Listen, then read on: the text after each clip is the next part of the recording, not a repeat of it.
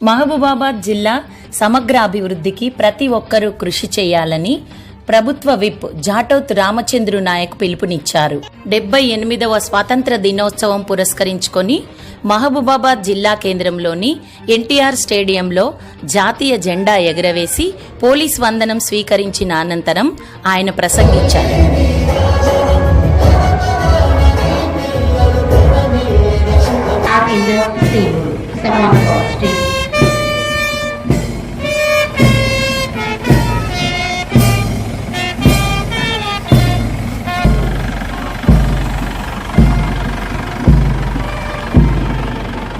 భారతిని నిలుపరా నీ జాతి నిండు గౌరవము.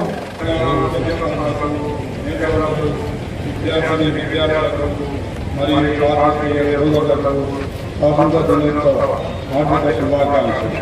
స్వాతంత్ర సమరంలో అమరులైన సమరయోధులకు, త్యాగమూర్తులకు జోహార్లు. గౌరవ ముఖ్యమంత్రి శ్రీ యనమల రేవంత్ రెడ్డి గారి నాయకత్వంలో రాష్ట్ర ప్రభుత్వం ప్రజా సమస్యల పరిష్కారంలో ముందుంది. ప్రజా ప్రభుత్వం ప్రజలకు ఇచ్చిన వాగ్దానాల మేరకు అభయహస్తం హామీలను ఒక్కొక్కటిగా అధికారంలో వచ్చిన 48 గంటల్లోనే అమలు చేయడం ప్రారంభించింది. ఇందిరమ్మ గ్రామ సభలు నిర్వహించి ప్రజల నుంచి దరఖాస్తులు స్వీకరించి పథకాలు అమలు చేస్తా ఉన్నారు. రాష్ట్రంలో ఆడపడుచులు, ట్రాన్స్జెండర్లు ఆర్టీసీ బస్సుల్లో ఉచిత ప్రయాణ సౌకర్యాన్ని ప్రభుత్వం అమలు చేస్తా ఉంది. మహిళలు పైసా ఖర్చుల మెరుగైన ఆరోగ్య సేవలు జిల్లా ప్రజలకు అందించడం జరుగుతూ ఉంది.